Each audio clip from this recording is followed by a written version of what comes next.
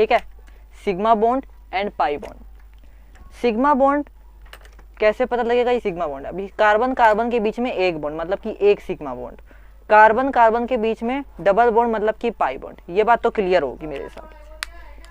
अब जैसे कि एक एग्जांपल ले लेते हैं, जैसे CH3 CH2 CH3। अब इसके अंदर जितने भी सिंगल बॉन्ड हैं उन सभी को हम क्या बोलेंगे? Sigma bond. ठीक है, ये बात क्लियर आपको? अब इसके अंदर कितने सिग्मा बॉन्ड? जितने, अब देखो कार्बन कार्बन के बीच में अगर आपसे सिग्मा बॉन्ड पूछा है तो यहाँ पे कितने होंगे? ये दो कार्बन, इन दोनों के बीच में एक सिग्मा बॉन्ड, इन दोनों के बीच एक, तो कितने हो गए? दो। अगर कार्बन और हाइड्रोजन के बीच में सिग्मा बॉन्ड पूछा है तो तीन तो इसमें हो गए, दो इसमें हो गए, पाँच, पाँच और तीन आठ, आठ हो गए। अगर टोटल पूछे हैं, टोटल सिग्मा बॉन्ड पूछे हैं तो कितने हो जाएंगे? 10। ये बात तो आपको क्लियर होगी। अब जैसे कि मेरे पास CH2 डबल बॉन्ड CH2 है, इसके अंदर सिग्मा बॉन्ड कितने हैं? कार्बन कार्बन के बीच एक सिग्मा बॉन्ड, इसमें मैं एक काउंट करूंगा, इस वाले बॉन्ड को मैं सिग्मा बॉन्ड भी काउंट करूंगा। ठीक है, तो सिग्मा बॉन्ड ये होगा। और ये जो क्या है? डबल बॉन्ड है, इसका मतलब ये पाई बॉन्ड। तो ये पाई बॉन्ड कितना है इसमें? एक।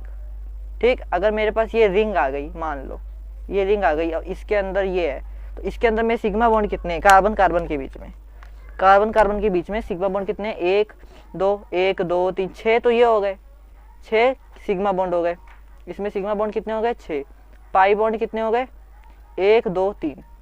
पहले तो आप यही सीख लो, आपको ये आ गया होगा कि कैसे हम सिग्मा बॉन्ड और पाई बॉन्ड कैलकुलेट करते हैं। ठीक है, अब मैं आपको एक दो एग्जांपल और करवा देता हूँ। अब ये क्वेश्चन देखो, इसमें आप बताओ मुझे कार्बन और कार्बन के बीच में सिग्मा और पाई बॉन्ड कितने हैं, ये बताने हैं। इस वाले एग्जाम्पल को चलो आपको मैं होमवर्क में दे देता हूँ, ये है होमवर्क, इसका होमवर्क करके आना। ठीक, ये वाला करवाता हूँ मैं। कार्बन और कार्बन के बीच में सिग्मा बॉन्ड कितने हैं? यहाँ कार्बन और कार्बन के बीच में सिग्मा बॉन्ड 0, क्योंकि यहाँ पे कार्बन नहीं है। ठीक, यहाँ पे ऑक्सीजन है।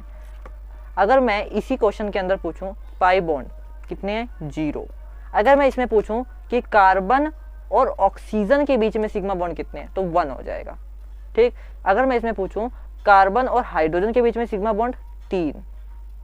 ठीक है, ये बात क्लियर। अगर मैं इसमें पूछूं ऑक्सीजन और हाइड्रोजन के बीच में सिग्मा बॉन्ड, तो इन दोनों के बीच में 1 है, तो इसका आंसर आ जाएगा 1। अब इस क्वेश्चन में देखो, इस क्वेश्चन में कार्बन कार्बन के बीच में मुझे सिग्मा बॉन्ड निकालना है, तो ये 1 हो जाएगा, 1 2, तो टोटल सिग्मा बॉन्ड कितने हो गए? बताओ कितने हो गए? 2, एक ये हो गया, 2 दूसरा ये हो गया। ठीक है, कार्बन कार्बन के बीच में 2 हो गए। अब अगर मैं आपसे पूछूं 1 2, ये कार्बन कार्बन के बीच में, ये नाइट्रोजन है, 3 नहीं काउंट करेंगे।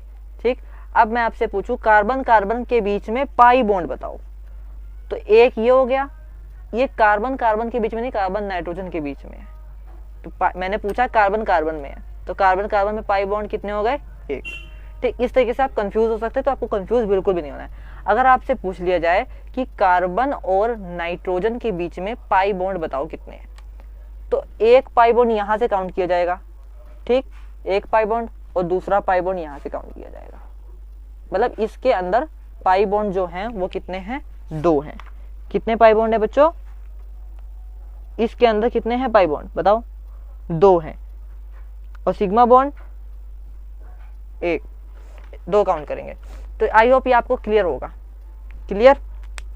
अब मैं आपको होमवर्क में ये देता हूँ, आपकी होमवर्क में देता हूँ, आप ये करके जरूर आना। अब देखिए, ये तीनों क्वेश्चन आपके होमवर्क के अंदर है, आपको ये करके आने हैं।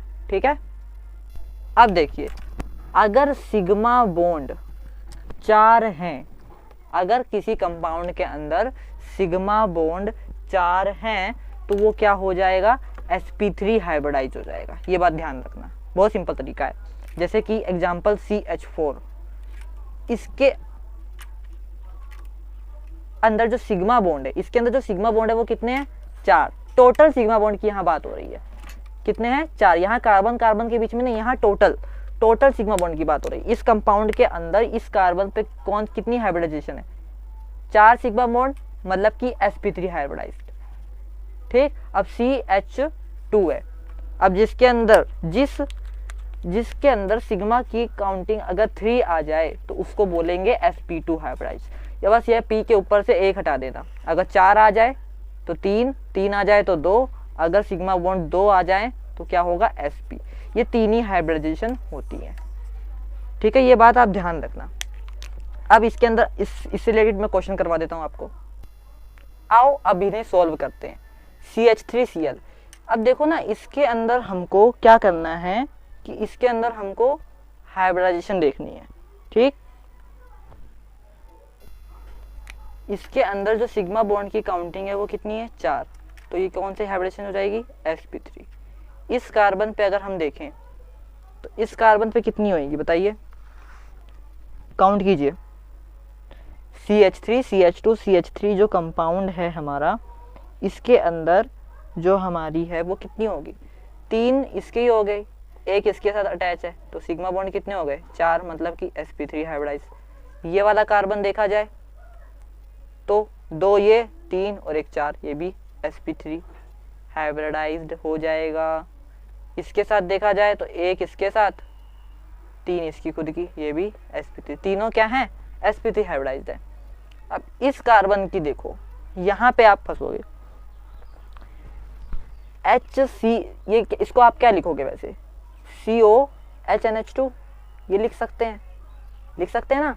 अब इसके अंदर देखो, आपसे पूछा क्या, आपको इस कार्बन की हाइब्रिडाइजेशन पूछी है।